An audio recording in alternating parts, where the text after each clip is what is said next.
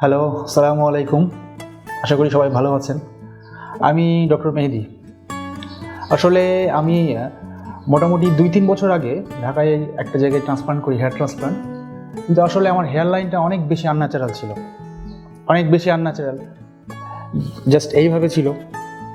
তো আমি অনেক ডিপ্রেস ছিলাম যে এত খরচ করে, এত আশা করে হেয়ার ট্রান্সপ্লান্ট করলাম, কিন্তু ট্রান্সপ্লান্টটা ঠিকমতো হলো না। মনটাও খারাপ ছিল। যে কেউ দেখে বলে ফেলতো যে রিয়েলি ব্যাড ট্রান্সপ্লান্ট। ইভেন যারা জানতো না আমি ট্রান্সপ্লান্ট করেছি তারাও বলে দিত যে তুমি চুলের সঙ্গে কিছু একটা খারাপ কিছু করেছো। তো তারপরে হঠাৎ করে আমি নিউ রুটসের কথা জানতে পারি।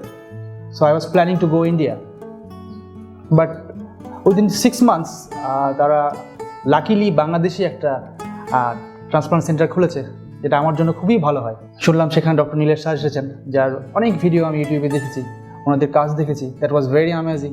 তারপর আমি এখানে আসলাম, আসার পর ওনাদের সঙ্গে কথা বললাম, আর তারপরে আস্তে আস্তে আমার হেয়ার ট্রান্সপ্লান্টটা হলো এবং খুবই অল্প সময়ের মধ্যে অনেক সুন্দর কাজ হয়েছে।